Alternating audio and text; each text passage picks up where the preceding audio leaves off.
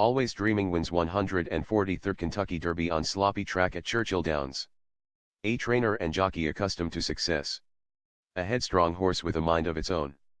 Together, they harnessed their collective talents to win the Kentucky Derby.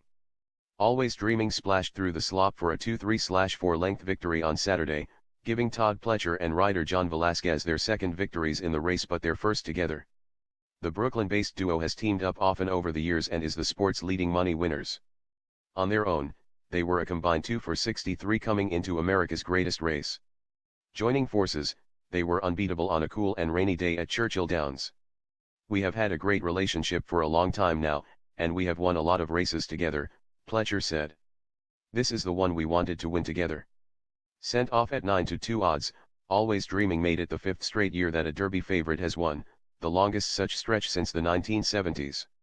He was followed across the finish line by a pair of long shots, 33-1 Lookin' at Lee and 40-1 Battle of Midway. Always Dreaming ran 1 1/4 miles in 2:03.59 and paid $11.40, $7.20 and $5.80. "This is the best horse Todd and I have ever come to the Kentucky Derby with," Velasquez said. "Being behind me for 24 years together, a long time for him to still trust in me and give me the opportunity, it's not very often it happens in this business." Lookin' at Lee returned $26.60 and $18.20, while Battle of Midway was another 5 lengths back in third and paid $20.80 to show. Pletcher won his first Derby in 2010 with Super Saver, Velasquez won the following year with Animal Kingdom. Rarely one to show his emotions, Pletcher admitted being teary-eyed behind his sunglasses. Going into his 17th Derby, Pletcher saddled the post-time favorite for the first time. Much had been made of his 1-for-45 Derby record. "It's becoming a little more respectable now," said Pletcher, whose 48 starters tied D. Wayne Lucas for the most in Derby history. "It felt like I really needed that second one."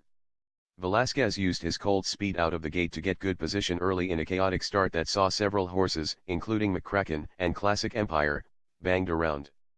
He steered Always Dreaming into an ideal trip behind pace-setter State of Honor, with mud flying in all directions on a surface that resembled creamy peanut butter.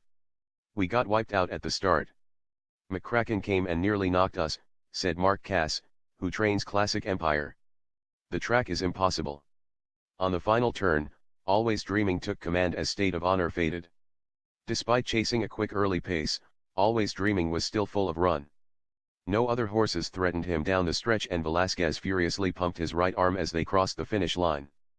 "I got a good position with him early and then he relaxed," Velasquez said. "When we hit the quarter pole, I asked him and he responded. He did it himself from there." Pletcher had his hands full in the days leading up to the Derby when the colt's behavior was less than a dream. He was fractious in the morning, refusing to relax. "I was nervous watching him gallop," the trainer said. "Turns out the dark brown colt knew best. He channeled his aggression into a determined effort on a track turned into goo by on and off rain before the race. I think he really came in here and knew it was game time, and he was ready to go," Pletcher said. "The most important thing to do is bring the best horse to the Derby, and that's what we were able to do." Always Dreaming earned his fourth straight victory, proving that his 5-length win in the Florida Derby was no fluke. By winning the Derby, he accomplished something his sire Bodemeister couldn't do. Bodemeister finished second in the 2012 race. The victory was worth $1,635,800. Always Dreaming's primary ownership is comprised of Brooklyn Boys Stables and Teresa Viola, whose Brooklyn-born husband Vincent owns the NHL's Florida Panthers. "There's no feeling like this," Vincent Viola said. Classic Empire finished fourth, followed by Practical Joke, Taprit, Gunevera, McCracken, Gormley, and Irish War Cry. Hence was 11th, followed by Untrapped, Gervin, One-Eyed Patch, J-Boys Echo, Sonneteer, Fast and Accurate, IRAP, and State of Honor. Pletcher also trains Taprit and Patch. Thunder Snow, the Dubai-based entry, didn't finish. He broke poorly out of the starting gate and began bucking. He was caught by the outrider and walked back to the barn on his own.